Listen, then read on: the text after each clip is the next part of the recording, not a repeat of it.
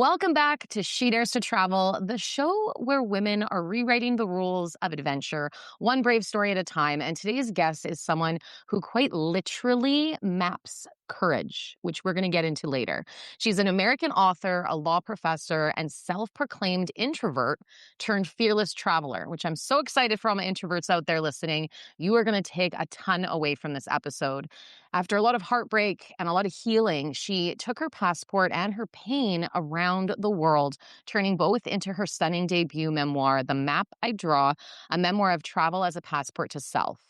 Heidi K. Brown has climbed mountains in Peru, survived sweat lodges in Mexico and Vancouver, which I want to hear about that because I didn't know there was one in Vancouver, snorkeled with reef sharks in Australia. The list goes on. But my favorite that I can't wait to dive into is she once found herself on the back of a Roman police officer's motorcycle. How that happens, I hope she was on a date. Maybe. I don't know. We're going to find out. We're going to find out. But beyond the adventures, this is a story about really what happens when you do something scary and you don't die. You don't die. It's like that t-shirt, but did you die? This is what we're going to talk about when you do something scary. So we're going to talk all about how travel became therapy and can become therapy for Heidi as well as for yourself when you're rebuilding your life, why fear is an invitation and not a stop sign, and how aging can actually make you bolder and not smaller. And we're just going to talk all things travel all over the world from Heidi's perspective. So grab your headphones, grab a coffee, maybe grab your boarding pass, whatever you're doing right now, and let's meet Heidi. This is the She Dares to Travel podcast, and I am your host, Raquella Pollock. After spending a decade managing the #1 travel agency in Canada and now working with tourism businesses in risk management, I am here to connect you with women who are taking the travel industry by storm, as well as business professionals with a passion for travel, just like me. We are here to inspire, motivate, and uplift you to not only follow, but plan out your dreams, no matter where in the world they may be. Be sure to leave a review, subscribe, and follow along.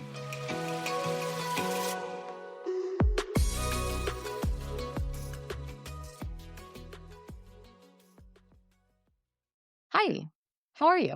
Hello, what an awesome introduction. Thank you so much. I'm very excited to be here. Now, you're currently in the Big Apple? I live in New York City, Nice. in Manhattan, in the Okay. neighborhood of Chelsea. In Chelsea. How long have you been in New York for? I have been in New York really since the year 2000, but with a 5-year detour to California, which I call my Great West Coast experiment. But that was in the Love it. mid-2000s. And then I really missed the East Coast. And so I moved back in 2011. So I've been here solidly since 2011. For quite a while. Nice. What's one of your favorite things you recommend someone to do in New York? I love New York. I mean, I live near the High Line, and I love walking the High Line. It's sort of this above-ground railroad that they've turned into a beautiful walking path with flowers and trees, all these different natural kind of flora. And also, it's sort of an outdoor art exhibits. It's free. It gets a little crowded, so you might want to go on off hours. But I just find it's like this awesome snippet of nature in the middle of this hustle and bustle of the city, and it Love. kind of follows along the Hudson River too, so you get beautiful views. That's something I I've love to do. heard about that. I didn't go when we were there. We've been a couple times to New York, and I did hear about it, and we were going to go, but it didn't happen. So I'll have to put that on my list next time we are there. I want to talk right into how it's really what a lot of people, I think, dream about. It's almost that eat, pray, love moment. It's when you actually have this heartbreak, you have this healing you know you need to do, but a lot of the time we stuff it way down and we just go back to work. We focus on other things and we look for distractions. So you turned your heartbreak and healing into a global adventure, which is what your memoir is about. So let's just talk right off the bat about that moment when you knew that you needed travel to heal. Absolutely. Yeah. I mean, the book describes I was with the same person from 18 to 30, and that was a very traumatic split. And then I was in another 8-year relationship. But during those relationships, I had never really traveled beyond just like family vacation type thing. So what sparked it, I mean, I was going through the second relationship split, and I went on this kind of yoga retreat thing in Mexico, in Zihuatanejo. And that kind of started this desire to heal through travel. But the really big moment was I was kind of sad and depressed about the second relationship split. I'd gone to visit my family and they have all these other ideas about how you heal from things, but I was like, I want to go to Rome for the first time. I'd been to Italy before, but I had never been to Rome. And my dad sort of said, "Well, you're not going to find your soul in Rome." And I thought, "Oh, yes, I am." It's a great place to find your soul. I know, but it's kind of funny because during that trip, this was down south in Florida, I had gotten bitten by all those they call them no-see-ums. It's these tiny little like sand fleas or something, but you can't see them. I was covered from head to toe in bug bites, and I was supposed to leave for Rome 3 weeks later, and I thought, "Oh, man, this is gonna be a disaster." But I went, and I totally found my soul. Okay.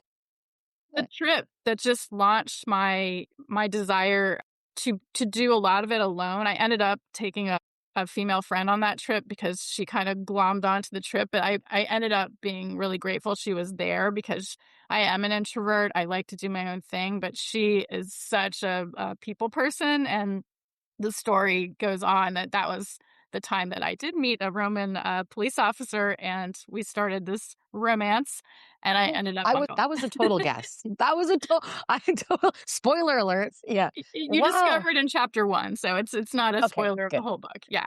Okay, perfect. Incredible. And it's one of those things where sometimes you just have to go, but it's nice you had somebody to help you along the way. And I'm actually thinking all those bites, that was just your travel bug biting. And it's Legit. so funny, yes, Yeah, yes, that's it. and I had 3 weeks to sort of try to heal myself from the bug bites, but I it was Yeah. so funny 'cause I was Googling all these different ways to heal from them, and the concoction was this smelly combination of, like, cocoa butter and tea tree oil, so gross for, like, 3 weeks, This is but it great. worked. When I got on the plane to Rome, I was pretty much back to normal. So how long was that trip planned for? So that trip, I had planned it for 2 weeks. I was in the process of writing. I love to write, and I was working on a book related to the legal professions and nothing to do with travel. And my girlfriend, her name is her well, in the book, she's Mia, and she wanted to come for just 3 days. So we booked it so she would be there for 3 days. Then I'd have 3 more days in Rome by myself, and then I wanted to go to the region of Puglia for the first time. Mainly because I had a crush on my Italian teacher in New York. I was taking Italian lessons in New York. This hot Italian teacher named Angelo, and, Love it, he of he course. kept telling us he was from Puglia, and I was like, "I'm gonna go to Puglia," not knowing I was gonna meet the Roman guy, but so Mhm. that trip was 2 weeks, which I really loved because it gave me enough time to settle in, have a little bit of the fun with a friend, have time in Rome by myself, and then jet off to Puglia. I think I flew into Bari, the city of Bari, Mm, and then stayed at this agriturismo, beautiful, like, beautiful. old it's called a masseria. It's like these old, white stone, old, just place to stay, and I had Yeah. this little cottage, and it was gorgeous, and then I flew back to Rome, so it was about a 2-week span. Okay. Okay, 2 weeks. And prior to that, you mentioned that you were in the law profession, or you were currently in the law profession when this all happened, when the heartbreak, and you decided to jet off. So, were you doing a lot of traveling prior to this? I was doing domestic travel. I grew up pretty in a sheltered environment. My dad was a minister, my mom was a piano teacher, and our the extent of our travel was, like, to the East Coast beaches in the summer. Okay. And then during my relationships, we would the first relationship, I think the biggest trip we took was to, like, the Caribbean. So, not a lot of travel. The second relationship, he was British, and so we did go to England a few times. But I love languages, and I had this desire I have this desire when I travel to be in a place that I'm not fluent in the language, but I wanna try to communicate in the language. It adds a whole other layer of travel for my trips, and so that's what started me going to Mexico a little bit by myself. I went with some friends again to, like, that yoga retreat I mentioned. I'm not really a yogi, but that was sort of the destination or the function of the trip to go experience that. And then I really let's see, I mean, that Rome trip was really the most adventurous thing I had done up to this point. That was in 2013, so it's been 12 years since that Rome trip. Yeah. Wow. Wow. And it's something to think too. I mean, classifying yourself as an introvert or knowing that you're an introvert, rather, not really classifying, you know you are. And being even in the law profession and then moving into travel, it's something where you really have to push yourself out of your comfort zone, it sounds like. Definitely, because in my legal life, so I was a lawyer for a solid 20 years, and then I shifted to Okay. become a law professor, and I would travel a lot, as I mentioned, like, domestically to go take depositions in St. Louis or, like, go review document the most exciting thing I did as a young lawyer was I had to go review documents in Puerto Rico, which sounds really Hmm. exciting, but the Yeah. documents were in this old, like, smelly warehouse that everything smelled like smoke, and then they sent me to, I don't know, like, Wisconsin to review documents in a wastewater treatment plant facility. So this was not glamorous. This is So, yeah, I was totally going to not say so glamorous. yeah.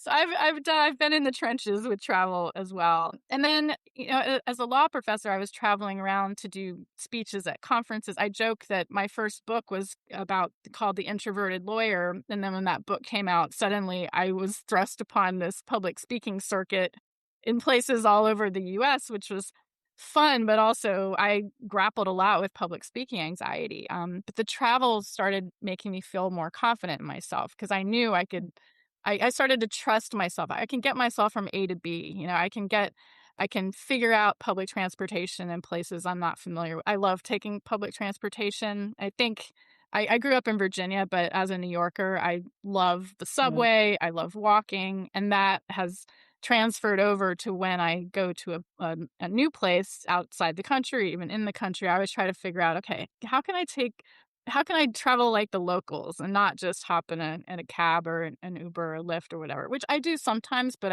I'd much rather be on a train or a bus or a tram. Good for you. It's Yeah. so interesting because I think transportation in a different city or country is usually a big fear of people's. It's usually, I mean, for myself in general, I rarely take public transit. I did in Rome, actually. And a kid tried to pickpocket me out of my purse, which I'm Okay. like, okay, it's fine. I had a zipper. They were just trying to be all handsy. And I was like, get out of here. And it was fine. But it's one of those things that it's not my common or favorite form of transportation. But that in itself, I can imagine, again, pushes you just to experience something different, which is so important. And that's the whole point of, I think, travel in itself. And when you are traveling, it's just do one little thing that's a little bit different. It may not seem like a big deal to someone else, but it might to you. And it helps just open your brain with that. And interesting too, just with the travels, and how did you end up overcoming your speaking anxiety? And did that relate into your travel anxiety and helping out with that at all? Sure. So the public speaking anxiety, it started in law school. I had it throughout my career, and then when I started teaching, I still had it. And I was frustrated. I was like, how are my students ever going to trust me? And I started writing my introversion book and studying the differences between introverts and extroverts, but also the differences between introversion, shyness, and social anxiety, which you can be a really confident introvert, but I had shyness and social anxiety, and I have a really robust blushing response, so my face turns beet red when I'm nervous. And so initially, I put myself in boxing lessons, but I was like 46. I'm 55 now, and so my book is all about like aging powerfully through travel as well. So I'm like so open about my age. So at 46, I put myself in boxing lessons and like intense training with a one-on-one with a former Olympic boxer, and it helped me understand that I can trust kind of the rise and fall of my anxiety symptoms. And, when I'm boxing, my face is bright red and nobody cares. So the boxing really helped me understand breathing and trusting myself, and it makes you feel, kind of powerful. Totally badass. So Totally. I'm gonna say, am I allowed Yeah. to say badass on your? But Yeah, why I not? saw badass on your website, so I'm allowed to say Yeah, badass. there you go. And then same thing with travel. I mean, to bring it back to the public transportation, the first time I decided in Rome I was gonna, because I after that first trip to Rome, I've been back like 20 times. And I think the second or third time I went, kind of related to the guy, again, not spoiler alert, but I thought I want to treat myself like a local. I'm gonna buy a train ticket from Fiumicino Airport to Termini Station. And I made some mistakes. Like at first, one time I remember I was so jet lagged. I placed my train ticket. I had a hard copy train ticket from the machine, and I bought a coffee and I set the train ticket on the counter. And I don't know if someone stole it. It was only $12, I think, or however many euro. Um, but it disappeared. and I had to buy another one. So I'm like, ugh. And then I had read about how if you don't validate your ticket, you get in trouble with the train conductor guy. And I remember just being so anxious about, did I validate my ticket right? And there's a story in the book about that too. But then I just learned, okay, it's not the end of the world. Like I yes, it's not great to waste money, but I bought another train ticket. I did okay. I found my way. And then each time I would experiment a little bit more with public transportation or doing something that was a little out of my comfort zone. And like the boxing, I'd learned to trust myself that even if I feel a little anxious, I learned to trust, okay, is this just anxiety because it's new, or is this me telling myself, don't do this because it's scary? Now, I've done some Yeah. pretty dumb things on my trips. Like, I've put myself in some Haven't we situations. all? Haven't we all? I look back, I'm like, thank, thank, the universe, I did not die.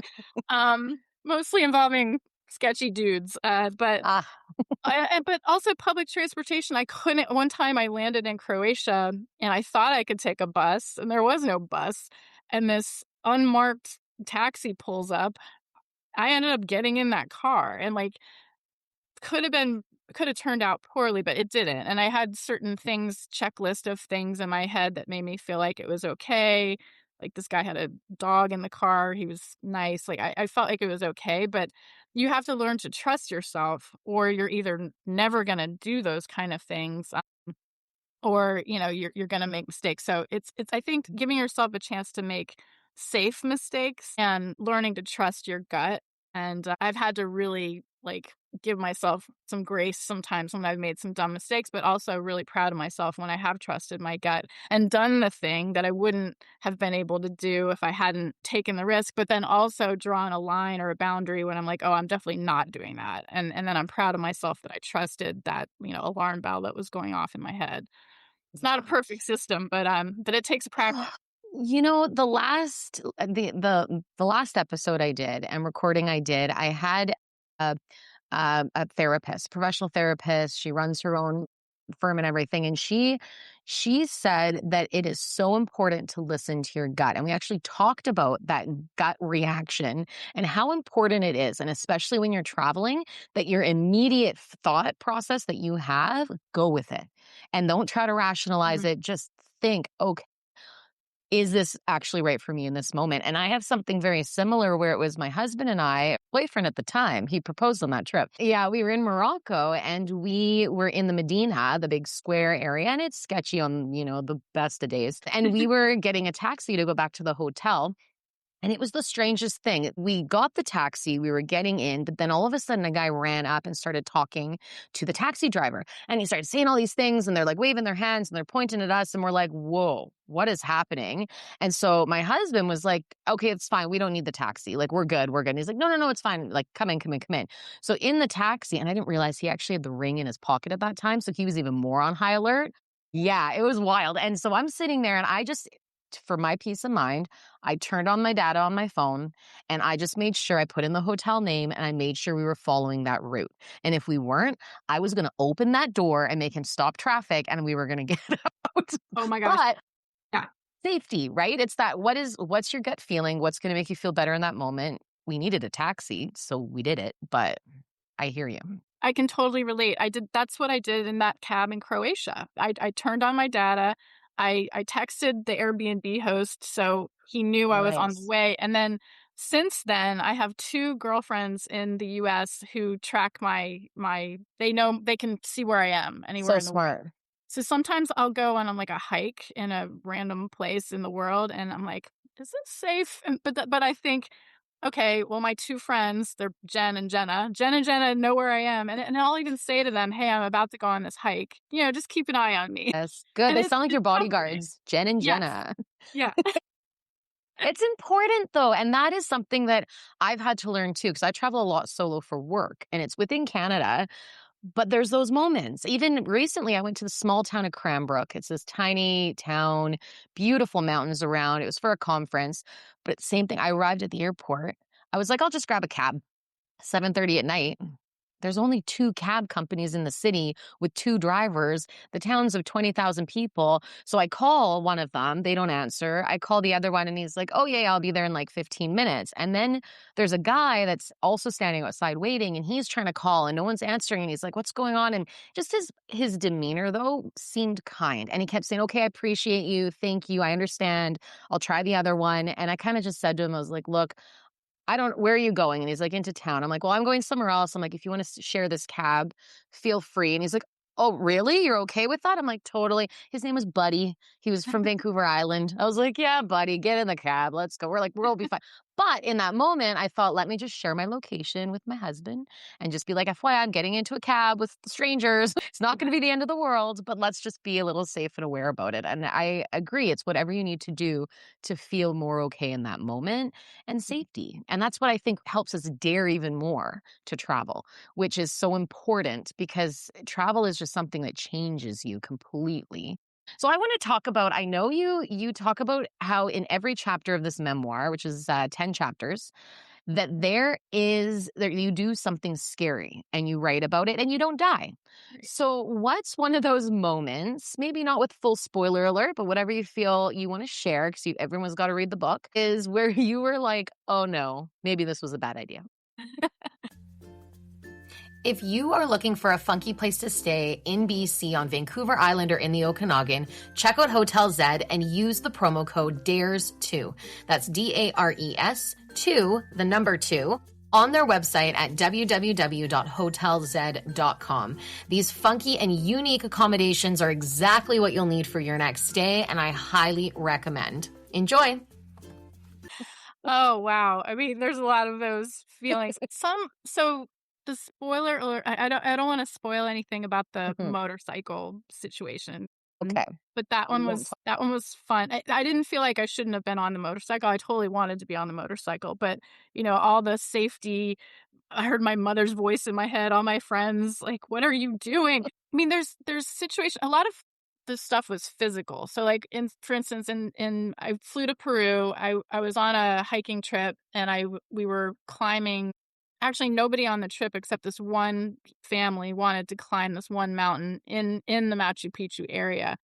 But kinda I wanted to bring it back to boxing too. The boxing has helped me on the travel, like, make myself bigger. So, like, when I feel I'm only 5'4", but if I do feel like I'm in a little bit of a sketchy situation, my boxing persona kinda comes out, and I just expand myself and make myself feel strong, or, like, I walk like a New Yorker, like, okay, I walk with Love it. purpose.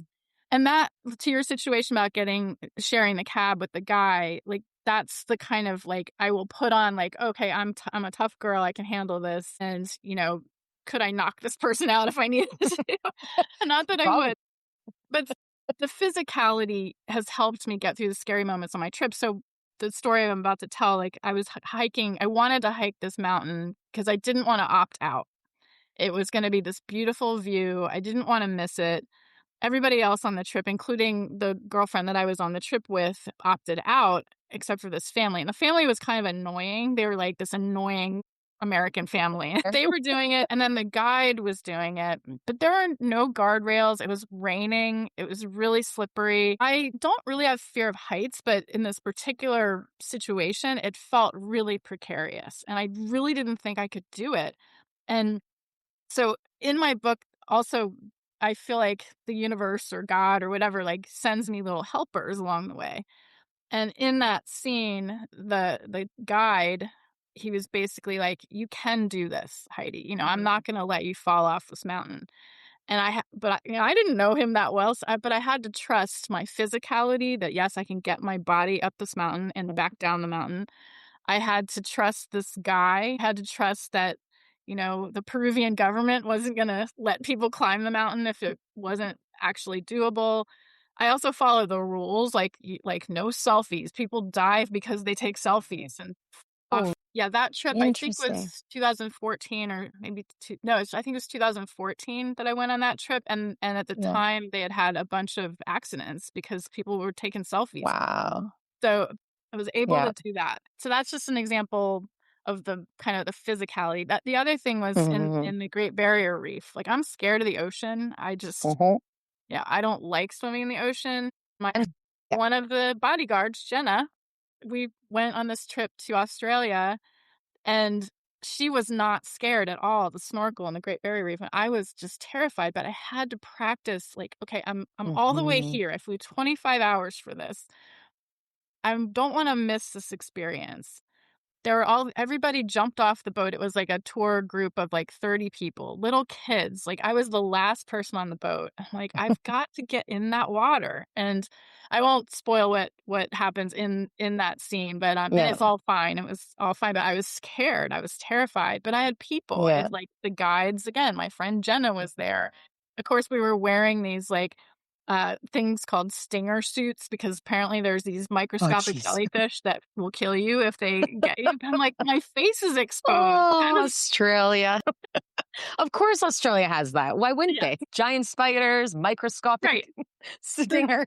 the logo on the front of these also, we have these photos of those stinger suits. They are not flattering in any way, shape, or form. Those photos will never see the light of day, but the logo on it said adrenaline. I was like, "Heck yeah, adrenaline." Like, I can barely, like, function. It's happening. I get it. It's so amazing, though, how those moments do shape us. And it's things that are wild to me that when we travel, we do things that are so outside our comfort zone. It's like, you know what? I'm going to do that one thing. Where then back at home, it's like, oh, we're home. I'm Right. safe. I don't have to climb a mountain. I don't have to go for hikes. I don't have to do any of the things I do in travel because I'm not traveling. I'm comfortable here. So it's one of those things it's how do you bring that passion and desire to try something new, to feel the adrenaline, to meet new people? How do you bring that back into your daily life when you return home? Or That's do you?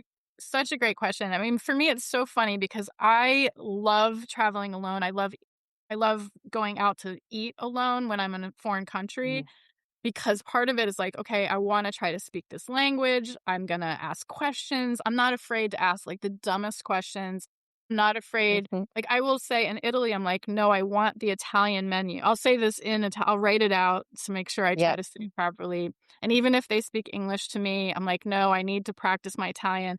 I make them give me the Italian menu, even if I order something. Like, I have confused polpo and polpetta, like, octopus and meatball like 1,000 times, which you'd think I would learn by now. But when I come home, I don't go out to eat by myself. I mean, if I'm on a business trip in a different city, I'll of course go and I'm not afraid to go eat by myself. But in New York, I just would rather stay home. And Absolutely. I live in Yes. this amazing, vibrant city, and yet I don't do all the wild and crazy things that I do if I'm in, Mexico City. I just went to Mexico City for the Oasis concert, right? And Mhm. I was like, "I gotta go see Frida Kahlo's house, and I gotta go, to every art gallery." I can't tell you the last time I've been to an art gallery in New York City. And there's so many. I There's know. so So it's many. like, why do we Yeah. get so I don't know if I'm being just lazy or I'm working all the time but I feel like we do need to make an effort to bring some of that zest. I love the word zest. Mhm. The zest of a 3-day trip to Mexico City, I need to infuse that more into my day-to-day life in New York City. Yes. But it I becomes think we could walking. all Yeah. yeah, we can all use that, or we can I agree, I'm guilty for it. Need to find the zest. We need to romanticize our lives. I put out these big candle sticks on my dining room table, and I was like, we're gonna dine by candlelight on Tuesdays. I love it. My husband's like, why? I'm like, because why not? Because why not? But it's those things, and I think we just feel comfortable. I think we get home and we're just feeling safe and comfortable, and it's okay to relax, and it's okay to rest. And some people love the fly and flop vacations where they don't want adventure. They do so much maybe at home that they're like, let's just go out and let's just relax. Let's get on a beach. Let's flop. Let's do nothing. And I think there's something to be said about both options, that we need to try to find, and I don't really like the word balance because I don't think there is balance, but we need to try to figure out how we can draw more out of us. So the ones that like fly and flop, try something different. Go on a different excursion. Try something new and see how you feel, or vice versa. Very interesting. I Yeah. do want to talk about the sweat lodges. I have always thought about doing one, and I didn't know there was one in Vancouver, so that's really interesting. But tell me a bit about either Vancouver or Mexico. What drew you to doing that, and what was your experience like? Oh, I love this. So this is chapter 3 in the book. Okay. One of the Mexico trips, the yoga retreat that I mentioned, I was still in that second long-term relationship and having a rough time. Like I couldn't believe that, I'd been in that relationship my entire 20s, like 18 to 30, and then I was in this other 8-year relationship in my 30s, and I couldn't believe that I was about to tank another long-term relationship. And my friend said, "Come with me to this yoga retreat." This one was in Akumal, Okay. Mexico. So near Cancun, I believe. I think. Can't remember. Or Mayan Riviera. Yes, Close, like exactly. the other way. Yeah. Exactly, exactly. And so I didn't really want to go, and but I went. And part of the experience was we were 10 of us were going to do this sweat lodge experience. And I write in the book, again, this isn't spoiling anything, but I was like, when I envisioned a sweat lodge in the Mexican jungle, I was like, oh, maybe something like log cabiny or like, rustic, sure, but, it's a lodge. Well, Yeah. I did not Just realize beautiful. a sweat lodge is like I That's funny. describe in the book, it's like the size of a Volkswagen, and it's covered in these beautiful, like, Mexican blankets, but 10 of us were supposed to cram inside of this, like, Volkswagen-shaped dome with a shaman with a bunch of, like, hot stones and darkness, and I'm like, "You gotta be kidding me." But I did it, like, we all, like, stripped down to our bathing suits, etcetera, got in the lodge, and, oh my gosh, I couldn't I was having again, like, I could this is way before I started boxing lessons and all that, I was having a panic attack. But again, I had, like, a helper, so the woman who was running the yoga retreat, she was next to me crammed in this little sweat lodge, and she just put her hand on my back, and she's like, "Remember, you know how to breathe. You know how to breathe." So I won't tell all the details of that scene because in my opinion, it's pretty powerful because I Yeah. realized, oh, wait, I can leave this relationship that isn't good for me. It's okay. Like nothing will ever be as bad as leaving the first relationship. And I'm going to be okay. So it's a cool scene in Mexico. So fast forward 10 years. I actually was giving a talk at a law firm in California, but I wanted to go on a weekend trip somewhere I hadn't been before. And when I'm eager to do a new trip, I lie in bed and I stare at maps on my phone and I Mm, just like scroll different directions. And awesome. my Mhm. scrolling led me north to Vancouver, and I'd never been to Vancouver. I actually dated a firefighter on Victoria Island, Oh, really? strangely. Yeah, in Victoria. Yeah. Yeah, that's not in the book. Yes, I guess Victoria. That's not in the book, Yeah. but that's a fun. I should actually write about that trip because I flew out there to Second book. second Yes. book number 2, which I'm starting Book soon. 2. So Good. I'd gone. I wanted to go to Vancouver, and I wanted to try. I didn't want to stay in like a chain hotel, and this is before I started staying in Airbnbs and apartments.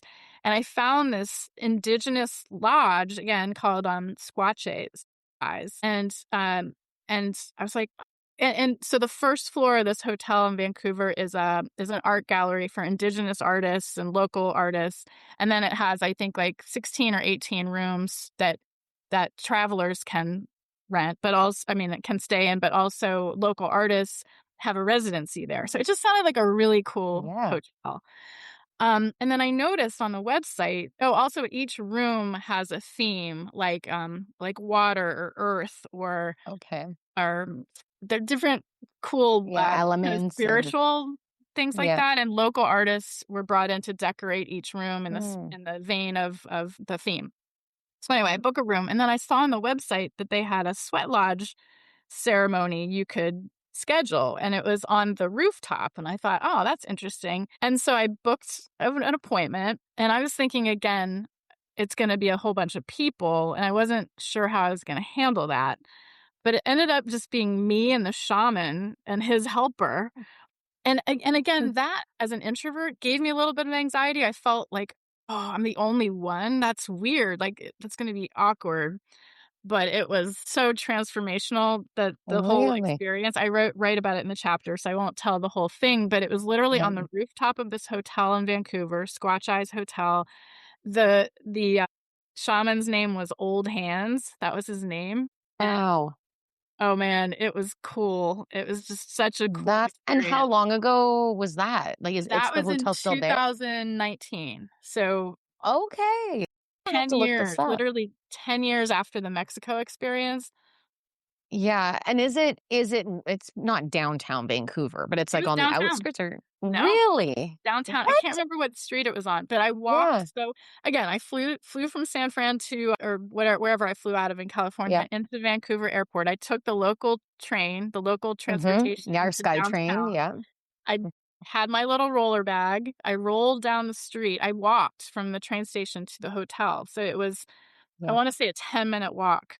I think it's still there, the hotel. This Yeah, was I'm gonna I look it mean, up. I remember it was October of 19 before, the pandemic hit in 2020. Mm. What a great experience to have right before the pandemic even, Yes. and to be able to hold on to that leading into Right. holy and is Well, it something with, like, a sweat lodge that is it a lot of chanting, music? Are they asking you questions? Like, what is it like? yeah, there's a ceremony, and remind me if you want, I can tell you about the 2 other trips that led up to the pandemic because they were, like, Mm, again, life-changing, but yes, yeah. in the sweat lodge, it's a ceremony, and the one in Mexico had its own rhythm, and then the one in Vancouver was completely different, but so the one in Vancouver, the shaman, Old Hands, did it in 4 stages. I can't remember exactly what he called the 4 stages, but it was about healing.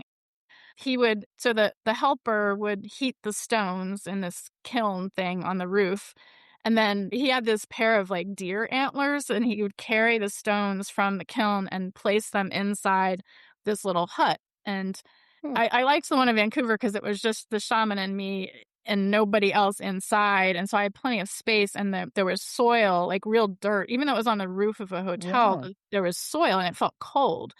And this Hmm, time I felt like because it gets really hot in there, and the one in Mexico, it was so hot, and the ground beneath me felt like clay almost, so it was like mm, hot ground, hot steam, you can't see anything, my contact lenses were stuck to my eyes, but the one in Vancouver, I felt cool soil beneath me, and it was just the shaman and me, and he handed me a drum, so you're like, you have okay. to not feel awkward. At first, I was like, Yeah. "I'm gonna beat this drum and, like, chant things with this guy," but I did. I just went all in. I was like, "I'm gonna do this." And he will sing some things, and the guy outside it was like a call and response chant thing that I didn't Okay. really understand what they were saying, but then he would ask me questions or ask me to yell a certain thing, which is Mm, pretty ironic, like, what he was asking me to yell, which I won't say because it's mhm, kinda funny about my family, etcetera.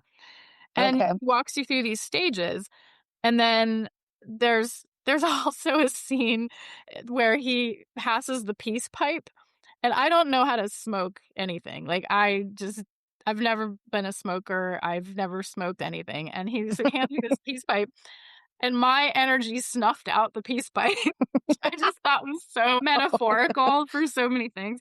So we Yeah, relight the peace pipe functioned properly, and there's no, like, hallucinogenics or anything in the peace pipe, it's just yeah, it's a ritual, it's not anything, I didn't feel uncomfortable doing yeah, it, whatever, yeah. and then it ends. It was about an hour Wow, long, I think, but okay. you're in that heat, that steam. Oof, Oh, and yeah, the one actually both Mexico and Vancouver, there's a lot of interesting, like, they'll put little herbs or spices, they'll, like, fleck them. So they put mm, water on the stones, which creates the heat, which creates the steam, and then there's, like, it's not like eucalyptus, but it's like little leaves or little spices that they throw on the steam that makes the whole thing smell very, like, herbal. It's really interesting, yeah, the smells, and it's all interesting. for cleansing and healing, things like that. Like white Yeah. copal, I think was the name of the herb that he put on that. It was like white copal, I think is what it's Oh, called. I'm not interesting. sure. Yeah. So interesting. It's something I've always thought of, and I've heard of family of ours saw a shaman in Calgary, in Alberta, and I was like, huh? I'm like, usually you go to Mexico or you go somewhere exotic, but it's just a reminder that anywhere there's likely a Yeah, shaman in your hometown you can go to as well definitely. to try This something different. this Wow. guy, Old Hands, I still have his business card, and it was called Old Hands Reconciliation Counseling, and he and his wife, Mm. do these I mean, again, this is back in 2019 that he Yeah. told me this, but they have property in near Vancouver that they do these things for groups and individuals and couples and just as Mm. like a healing thing. So it Yeah, I'm exists. gonna look It into exists. it. Yeah, Yeah. that's incredible. So talk a bit, you mentioned about the 2 trips leading up to 2020 and how impactful those were, obviously after the world closed down. Right. So or prior to the world closing down. Talk a little bit about that. Okay. Yeah, I got excited to tell you about these because Mhm. the Great Barrier Reef Australia trip was in 2018. And then as I mentioned, I went to Vancouver 2019 in the fall. And then I'm a huge fan of U2, the rock band U2, like huge. Like it's I need an intervention. Like it's bad. I've been to like 50 concerts. And I realized that U2 had extended this Joshua Tree anniversary tour, and they were gonna tour in Australia, and in my head, I was like, "It'd be totally irresponsible of me to go to Australia twice in 12 months." So I'm like, "You can't do it, you can't do it, you can't do it, you can't do it." And then, an email popped into my inbox where the University of New South Wales in Sydney, Australia, was hosting a teaching conference and it was called Teaching as a Subversive Activity, and it was on Thanksgiving Day. At the time, I was going through a lot of stuff with my family, and I didn't really wanna go home for Thanksgiving, and I was like, "Huh, I wonder whether you choose tour it would overlap timing-wise," because they were gonna go to New Yeah. Zealand first, which I've never been to, and then Australia, and then go on to Asia after that. Turns out, the band was playing in Sydney on the Friday and Saturday before Thanksgiving. Looked at my syllabus. I discovered all this before I had planned my fall teaching syllabus. And I realized I was teaching on Mondays and Wednesdays, so it was doable for me to fly. Okay. When you fly from New York to Australia, it's like 25 hours and you lose a Ugh. whole day. Like Yeah, it's long. you leave on Mhm. a Wednesday and you land on a Friday. And I could do it. So I flew on a Wednesday, landed in Sydney on Friday, went to a U2 show Friday night in Sydney Cricket Ground, Oh did my it god. again on Saturday night, and I knew some other fans that were there. I did the Mhm. conference on Thanksgiving Day, and it was awesome educational conference, and I did a whole talk about fear in lawyering, fear in legal Mhm. education, and then I got on a plane on Saturday. Think I Wow. got on a plane on Saturday and then flew all the way back to New York and taught my class the following Monday. Oh my see, It was there's nuts. always an answer to every excuse. It can be done. It's just how bad do you want it? It was Mhm. done. That trip is in the book as well. I think that's chapter 6, I think, and then Mhm. chapter 7, my last real trip before, the pandemic. So I was up for tenure at my job in February of 2020. My really close U2 friend, it was her birthday, and then my birthday was in March, and I had booked a trip to it was gonna be my 50th birthday, March of Okay. 2020, and I had booked a trip to Rome. But let me back up. So my U2 friend for her birthday wanted to do a pilgrimage in the California desert to find Mm. U2's original Joshua tree. The Joshua tree, Okay. the kind of what a Joshua tree, it kind of Yep. looks like a Dr. Seuss tree. And Mhm. it was the actual tree that this Dutch photographer Anton Corbijn had photographed for the album in 1987. So this is going way back. And the tree still exists. It died. But it's in the middle Oh, of the wow. California desert and a lot of fans have put memorabilia there, and there's, like, a plaque, and it's Yeah. hard to find, but my friend Michelle and I did a road trip in California, and we found the Joshua tree. It's in the middle of the desert. You have to look for mile markers and then march into the desert and find it, and we had this really beautiful kinda, again, like, spiritual moment with Mhm. our band's tree, and we wrote in these, you can leave notes and things like that, and we did, and we walked back out of the desert and Wow. then I flew home to New York, and 3 weeks later, the world shut down. I canceled, Oh. obviously, couldn't go to Rome, etcetera. It was New York shut down, I think, on a Monday. My trip was supposed to be on a Friday, and we shut Mhm. down. Couldn't Yeah. go. I bet you were so happy you did that pilgrimage. Yes. Yeah, So happy. so Yeah. happy. Like, I'll never Incredible. forget. It was just a perfect, it was like a female bonding friendship Yeah. thing. It was nice. I think that's the only trip in my book that's in the US. So it was like Okay. also it was very short. It was a one-day thing, but it was Yeah. so pivotal Mm, to just kind of set up my mindset for how to cope and function during the pandemic because I was so yeah. grateful that she and I had that time together and that reflective time. It was amazing. Absolutely. Wow. And 50 plus U2 concert. You're definitely a groupie. Is that still the word? Well, there's groupies, but then there's like true like we Okay, just you're the true love fan. yeah. Have you met U2 before? I have met, I've met Larry, the drummer, who I love. He's an Okay. introvert. I've met Yeah. Adam, the bass player. Bono has been within, like, 3 or 4 feet of me twice, Mhm. but other extroverted fans have gotten his attention. I haven't Okay. actually, spoken to Yeah. Bono, but I Okay. am very happy I got Well, to meet Larry and Bono, if you're listening, yes. hit up Heidi. Okay. Totally, totally. Hit your girl up. Say hi. He's my Uh, My, like, most inspirational favorite man, I would say. well, Work really inspires my writing and influences who I am as a person and a teacher and all those that's things. incredible. And it's amazing to have something you're passionate about. And I think that passion leads you to so many different opportunities and places, just like you too has literally brought you to so many different places, met other people that are fans that you can meet and collaborate with, even being an introvert. So it's still following, knowing who you are and not giving a damn.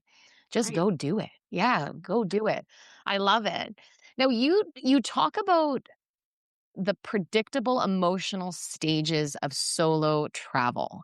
And I think that's such an important thing to talk about because a lot of us don't talk about solo travel and what it actually means. But I find it interesting that you've nailed it down almost to a science that it's predictable emotional stages. Can you talk a bit about what you can expect with solo travel when it comes to your emotions? If you are looking for a funky place to stay in BC on Vancouver Island or in the Okanagan, check out Hotel Z and use the promo code DARES2. That's DARES 2, the number 2, on their website at www.hotelz.com. These funky and unique accommodations are exactly what you'll need for your next stay, and I highly recommend. Enjoy! yeah, I'm so glad you asked this. I realized when I travel alone I used to get mad at myself because there was always a day that I didn't feel good or I wasn't happy. And I thought, "Oh, no, am I just failing at this?" So I wrote about this because I feel like it was so important for me to notice a pattern. So I'll just kind of explain what I mean.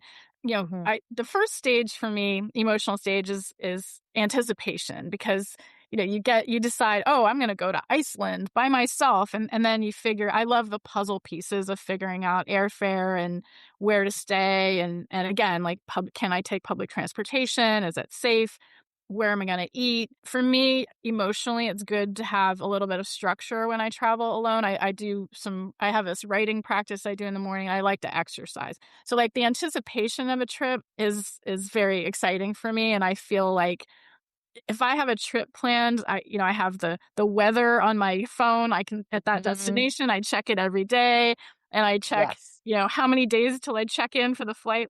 So the anticipation is a great phase. Then there's the day of when you're just like the adrenaline's rushing and you go on the trip, which Mhm. isn't always glamorous. I mean, it's sometimes you're sitting on the Yes. tarmac forever Mm. or Yeah, wow, more so you're lately. sweating trying to carry all your stuff. I'm a chronic overpacker, so that's and then I get there, and the first day for me is always this amazing, again, like upswell of awe. I love the emotion of awe. Like Mhm. zest, I love awe. I'm always in awe. I'm in awe of street art, graffiti. Like I like Mhm. layers of things when I travel. So day one is again just totally amazing and awesome. And probably depending how long the trip is, day Mhm. 2 usually as well. I'm usually am traveling over to a different time zone, so I'm often tired on day 2, but I'm, like, dreaming. I'm in this dream state.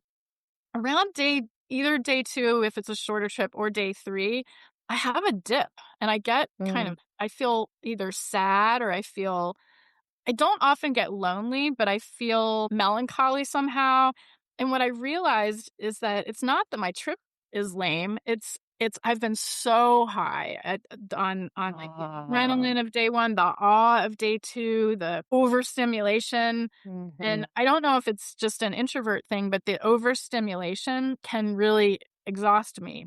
But now I've Mhm. realized my friend Kelly helped me just figure this out. She's like, "Oh, it's so cool that you feel this way because that means you're more like living there because people who live there aren't always happy. So if you're having Good a perspective. you don't feel like you wanna watch Netflix in your Airbnb all day and, Mhm. drink wine and eat, takeout. That's what people who live there would do.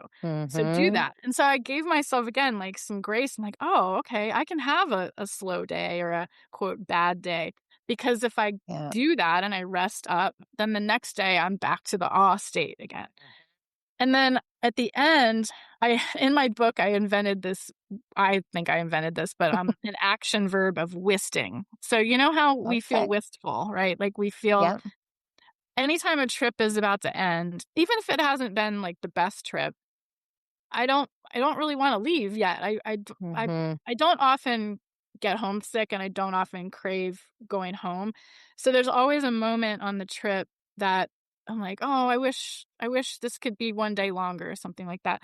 So I decided instead of it being just an adjective that I feel, I'm gonna actively focus on feeling that Mm. feeling, and so I call it wisting. And now all my friends are like, "Are you wisting?"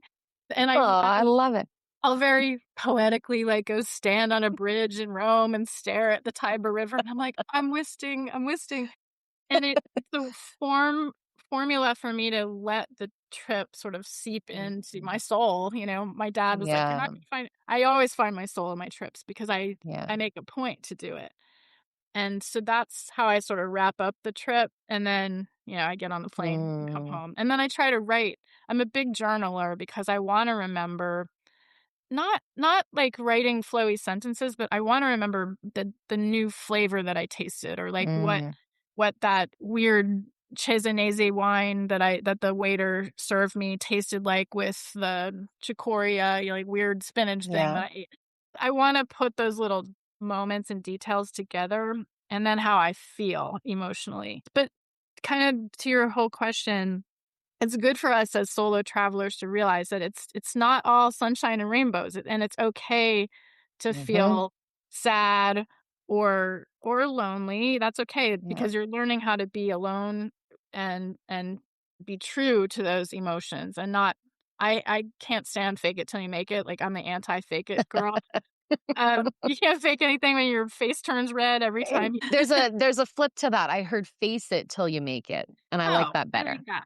I like Mhm. that. I Face it like till you that one. make it. That is so I'm gonna do that. Next trip coming up, we're going to Belize over Christmas, New Year's, very excited, and then we're doing Vietnam in the New Year as well for a couple 2.5 weeks. So, we're getting our travel groove back. I cannot wait. But it's something that I've always put a lot of pressure on myself to journal and to write, and I like to write, but I don't always feel like it, but I like the bullet points. And that's a great idea. And just associate what you did with how it made you feel so that if I wanted to go back to that moment, I can at least have it visually in front of me to say, oh, yeah.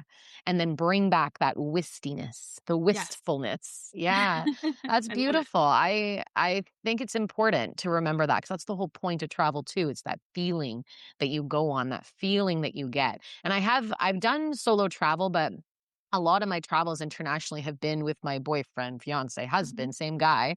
But I think for us, it's one of those things where we even went to Bali the first time around, I think, or second time. No, first time we went to Bali, we went and it was one of those things where we hit a day. We've been busy. I'm a very busybody. He is the introvert. He's more, I like to take my rest and naps. Like I always make sure when we have a room, it has a view or and a patio. Because if he wants some downtime, then that I need a view just to be able to have my downtime, which is really just staring at the view. But there was one time in Bali, and I remember we were in our hotel room. We ordered like room service, and we were just watching Netflix. And he's like, "Oh, I feel really bad. Like we should probably be going out and do something. We're halfway across the world." And I'm like, you know what? We've been doing stuff all day. And it's fine that we're here having this moment because it is that rejuvenating, which years prior to that, I would never say that. I'd be like, let's go. We got to go. We got to see it all. We got to do it all. But I think that we miss a lot when we do that because it's like we go, or like the people that go to the Trevi Fountain in Rome, they look at it, it's a crowd, you get up to the front, you take your photo, and then you walk away. You're missing it. It's sit there, enjoy it. Don't don't have to be in a rush all the time, but it takes time to figure that out. It's a hard process sometimes for people. So I like that. I'm gonna Absolutely. try. You're Bullet making me points. remember one of my trips to Rome. I unfortunately got COVID while I was Oh, there, and I had planned to go there for 3 weeks over my winter break to grade my papers, and I was so excited to be there, and I couldn't leave my Airbnb. But what I appreciated about it, so I had carefully chosen this Airbnb, and it was above this bakery called Roscioli, has, like, many different restaurants, but they have a bread, like a bakery.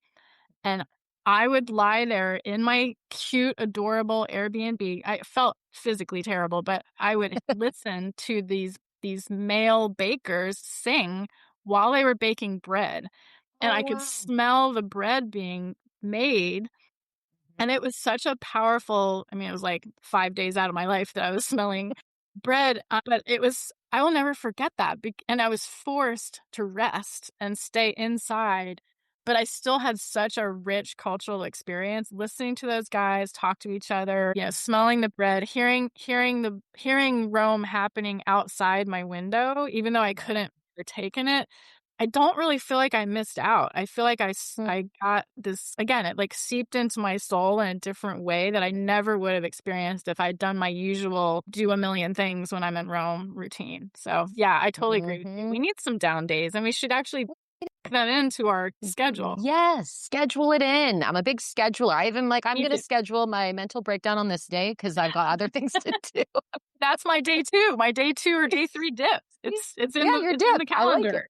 Yeah, the dip. But that's such a great Kelly very wisely said about that perspective because it's just reframing it. And it's the reminder that this is okay. This is like living here. I Yes. absolutely love that. So you're 55, you're thriving, the Yes. world is your oyster. What do you wish women in midlife knew about just saying yes to adventure, even when maybe the world is telling them, hey, you're 55, maybe you should slow down? Oh my gosh, we are just getting started. I mean, I think what I would tell people is that we have a lot of wisdom. I mean, we even though, I mean, my life, if you read the book, you'll know I've made a ton of mistakes. I've made relationship mistakes, I've made mistakes with my family, I've made career mistakes, but all those quote mistakes are just making us wise. And I'm sure I'll still make a bunch of mistakes, but as a woman, I'm excited. The travel has helped me be more graceful and grateful about my body, my physical body. I have an aging body, but my body can get me up that mountain or like get me in the ocean and my brain can get me from point A to point B. And my sensitivity or my heart can tell me, is it safe to go talk to that guy or like get in that taxi or whatever. So I would say we are just getting started. Also, travel can be hard, and it takes money and it takes sacrifice and saving and planning, but it's also like a puzzle. So if we can keep our brains active by choosing puzzles to solve, getting excited about puzzling or figuring them out, and asking for help. I mean, that's why I love your podcast because I think it's like helpful for and inspiring for people who are scared or never done it before. And you don't have to do everything at once either. I mean, you could have Um, like we were saying earlier, like I could go, you mentioned candles. So like the other day I wanted to do something artistic and I found in New York City a candle shop where you go and make your own candle. mm, I'm like, "Oh, I didn't even know that existed here." So I think we can take baby steps and do little mini trips even in our own town and then venture a little further. And there's so many opportunities around the world, and I think layering on top the experiences, learning different languages, not being mm, afraid to ask the dumb question because that's how you meet people. And people are generally nice and kind and beautiful and want to connect with you. And they're proud of their yeah, environment and want to share it with you. So I would say it's go for so it. true. I love that. And it's so true because I've never yeah, the only place I've really been is Toronto, where I ask a local about something to do and they're kinda rude. Paris, I guess, but they're always rude in Paris. So it was just one of those things, but it's nothing that's gonna break you, and it's so rare that you actually meet someone that's going to devastate your life. Things do happen, Right. prepare for it mentally, but majority of the time, people are kind, and that's such a good reminder just to go for it. Your memoir starts in Rome, your memoir ends in Rome. So what's the map that you're drawing next? What is on the go for Heidi? Well, let's see, in terms of actual travel or creative pursuits? A little Travel, bit. Okay. book, law, what's up? I feel like I have these 4 different personas, and I'm nurturing all of them, like my law professor persona, my well-being book persona, my boxer persona, public speaking persona, and my travel memoir persona, and I'm determined to Good keep for you. nurturing all of them. I wanna write the next travel book, so I'm definitely starting with that. The next one, because I kind of processed a lot of the past trauma. I did go through a lot of relationship trauma that the travel helped me heal. But now that that book is done, I feel like, okay, I can set that aside. But I do have some other, like, crazy romantic experiences that I wanna process in this next Mm, book, and I went on another women's retreat. My friend asked me to join a women's retreat in Crete this past mm. May, and I was like, "Ah, I've never been to Crete. Sure, I'll go." And guess what? I met a man, and it's, like, age appropriate, and so Okay. we're in a long distance relationship in Crete, so I'm going to Crete next Friday Oh, oh, you for are. And Thanksgiving, is yes. he's local from there? Yes, Or he's he's a Greek. traveler too? He's No, Greek? he's Greek, Okay. local. So that's like another life adventure for me to, at 55, be entering Mhm. into a new relationship Yes. phase that seems a lot healthier than a lot of my Mm. past adventures in romance. I want to keep writing. I love teaching, so I'm going to keep teaching. But I'm going to start work. I actually started working on the new book yesterday. I've been mapping out. Amazing. Use our map word. I've been mapping out what the Yep. chapters could look like. I like having an arc to a book, and once Yeah. I can sort of see the arc of the book, I'm like, "Okay, Mhm. I have an idea now. I'm ready to go." Oh, that's so exciting. That is so exciting. Isn't it so interesting how I love to hear, and I think this can resonate for many women or people listening, is that you are nurturing so many different facets of yourself. And it's a reminder that you don't have to be the same person. And, I even struggle with it with like, well, I'm in commercial insurance for tourism businesses. I have the podcast. I do a lot of women's empowerment. And I always try to keep them separate. And I'm like, and I never know if that's the right way to go. And I never know how to sometimes it's overwhelming to kind of push them all together. But maybe it's just focus on the nurturing of each one. It doesn't need to be combined. It maybe naturally will eventually, but yeah, it's an interesting concept I haven't really thought of before. So Yeah, yeah. I think even though, like I said, like, mine are kinda separate too, but I think they inform Mm, each other, and I tell my students all the time that traveling helped me realize I have sort of 4 well-being pillars. I have writing mm, because I need to write even if, like we were talking about, you're just bullet point jotting down yeah. things. I need to write to process my feelings. The Mm, boxing lessons help me with anxiety. The yeah. YouTube stuff, is like my spirit, Mm, and then travel. But I so my 4 well-being pillars overlap sometimes because when I'm traveling, often it's either for a YouTube show, excuse me, or I'm listening to YouTube mhm. music, or I hear lyrics in my head, and then I'm writing. I haven't taken a boxing lesson overseas, but I've peeked Good. into boxing gyms and then been a little maybe that'll be on my list of There the you thing go. I'll make Sounds like myself it. do in Yes, 26. sounds like it. And then same thing with the work personas. I feel like, yeah, mine are sort of compartmentalized, but at times they influence each other. And so I think if we just Mhm. give ourselves permission, think about our favorite, artists or musicians. They're constantly reinventing themselves and taking creative Good point. risks. And I feel like we can Mhm. do that too. We Um, don't need to box ourselves in, especially when it comes no. to aging. Like I refuse to be boxed in. I'm gonna I'm going to age how I want to age. I love that. It's so important. It makes me think of actually, I was at a conference and there was a chief from an indigenous community, and I was sitting next to him and we were talking about grief and loss. And, I've lost my dad. And I just said to him, I was like, out of nowhere, I'm like, I refuse to feel old. I'm like, I am going to feel old when I'm 80 plus. That's what I've decided, 80. And he's like, hmm. He's like, okay. He's like, hold out your hands. And so I held out and he's like, hold out your fingers. And he showed me that every one of my fingers is a pillar and a stage in my life.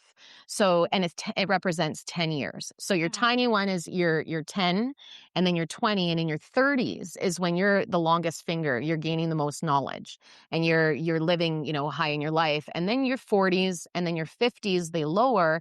But then when you come around into your 60s, your 70s, your 80s, he's like, your wisdom is the growth. And he's like, I can't wait to have gray hair. I can't wait to be an elder, because people are going to come to me when I'm in my 70s and 80s, and I'm going to have all this knowledge to share. And I remember just being in awe, and there's people around, and they're like, hey, what was he doing with your hands? And I was like, he's just telling me a bit of a life stage. And it's something I want to pass along because I resonates. It's something that you're like, age is a number. Your body will slow down, but how are you treating it in order to keep it up so you can do the things that you want to do? And I agree. Good for you. It's the mindset. And you're going to live a long life with many books and many stories Yes. to share. And that's so, Thank you. oh, I love it. And now, one question for you, before we kind of end things here is, if there's someone just listening that's stuck, if you had one word for them, one phrase, one sentence, or something that's meant a lot in your life, just to tell them to just book the ticket, dare to do something different or try something new, what would you say to them? There's an expression that I learned through a French Netflix show that I watched during the pandemic. It was called The Furies. And one of the female characters said, respirer et choisir. So breathe and choose. And I have worked that into my thing. Like, okay, if I have a million different competing ideas in my head, just breathe and choose. And I feel like that is a great inspiration for us to make decisions about travel. Just breathe and choose. Choose one, Yeah. go down that path. It may not be the perfect path, but you're moving. And so that's what I would say. Oh, I love it. Thank you so much for your insight and sharing your journey and just sharing your perspective, because this is what helps us get out the door, try something new, and really enjoy truly our life that we have. It's such a gift to be able to wake up every day and to be able to choose where we want to go, what we want to do. So where can everybody find you? I'm going to put links in the notes of this podcast, but website, Instagram, where do you want people to say hello and find your book? Yes. So I have a website, HeidiKristinBrown.com, Kristen with an I-N. So HeidiKristinBrown.com. I'm on Instagram at Introverted Lawyer, because that was my first book. I'm also on Instagram at Heidiografia, but you can put that in the show notes. I write a Substack blog about female travel, female solo travel, called Heidiography. And I'm on LinkedIn at Heidi Kristin Brown. So people can reach out to me at any of those spots. This has been such a fun conversation. So thank you so much. You're a great interviewer. I appreciate that. Thank you. I love hearing the stories. It inspires me every time I have these chats. And if it can inspire at least one person out in the world, I feel like it's worth doing, and it's worth spending the time to do and share. So thank you for showing us your courage, just being brave, and what it's like to be fearless, and also knowing yourself, from being an introvert to facing the fear to facing it until you make it, whatever you need to do. And I truly hope that this has helped inspire you. If it has, please reach out to myself or Heidi. Comment, subscribe, share this to somebody that maybe just needs a push in a direction. And we really hope to see you again on the next episode. And thank you again so much, Heidi.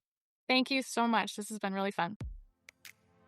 If you like this episode, please subscribe, download a few more, and leave a review. I really would love to hear from you, what you enjoyed and what your key takeaways were. And of course, please let me know if there's any aspect of the travel industry you want me to talk about next. You can also search for the hashtag She Dares to Travel Podcast on Instagram and comment on the episode's post with your questions. I'd love to answer them all for you guys.